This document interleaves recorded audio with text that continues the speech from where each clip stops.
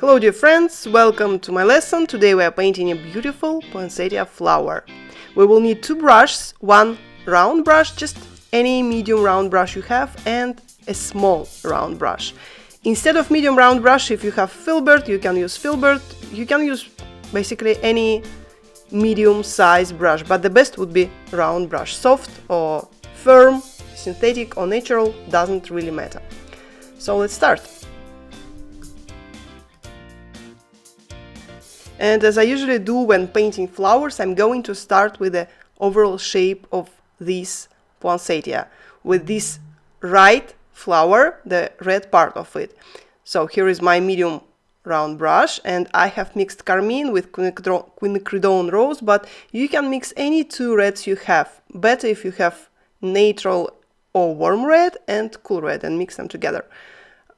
So I'm starting with the tip of each petal or of each leaf of the flower of the plant, and I'm starting with the tip of my brush, then like this, showing you tip, then press on it a little bit and lift it up again. This way you can create really beautiful natural shapes of those poinsettia leaves, which will be really thin and sharp in the end and thick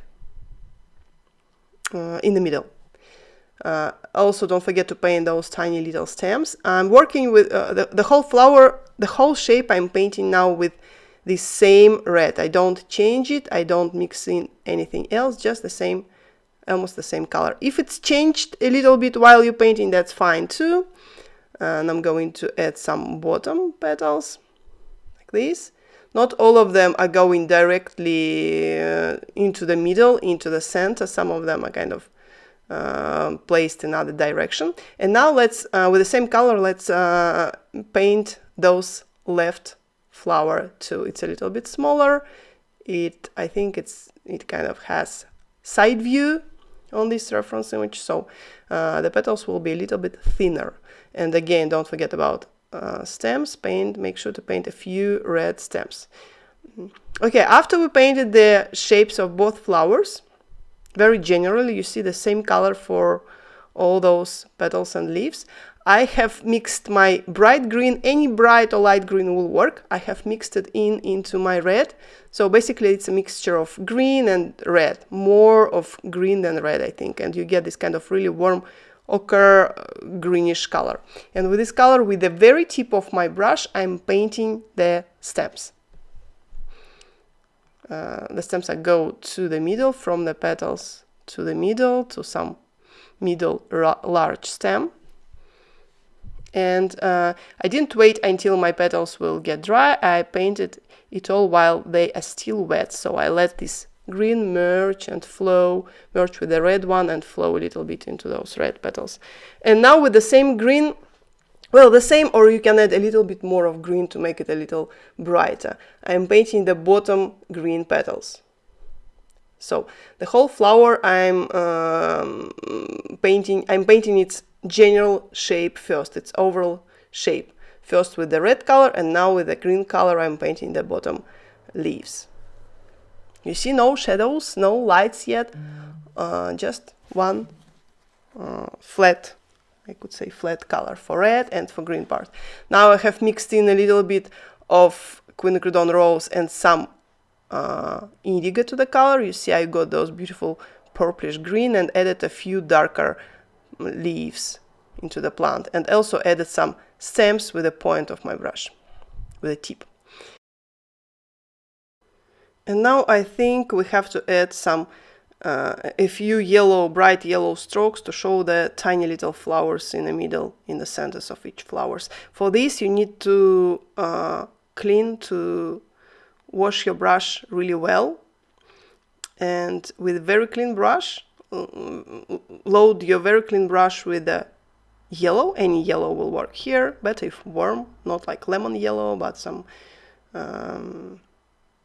yellow medium, yellow light will work. And with this color I added a few tiny strokes to show the yellow flowers in the center.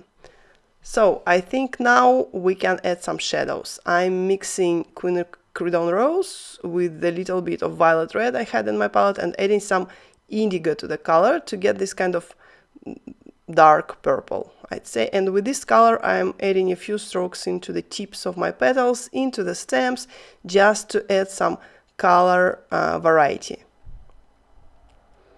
to add dark and light areas into my painting, different shades of those pink and red.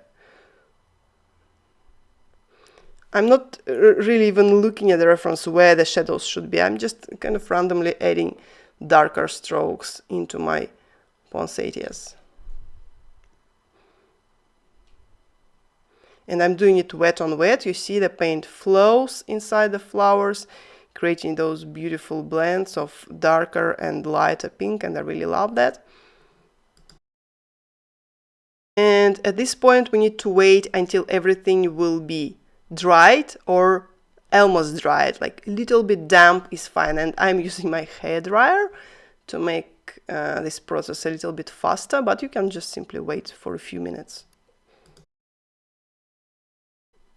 So after the painting has dried, mine has dried in some areas it's still damp, and that's fine. I'm using my my small round brush, and I'm mixing indigo with those red I had on the palette and adding more of quinacridone rose and some violet red to the color. And with this color the paint consistency here is quite thick, especially if your surface is still damp a little bit. You have to use thick paint consistency. And with this color, with this kind of dark purple color, I'm outlining some of the leaves of the plant, not all of them, but some of them.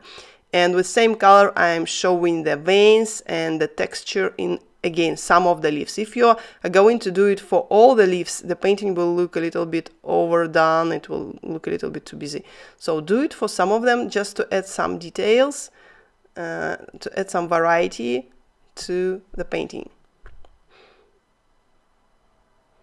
And I'm just randomly choose the leaves in which I'm adding the texture and the veins and outlining them.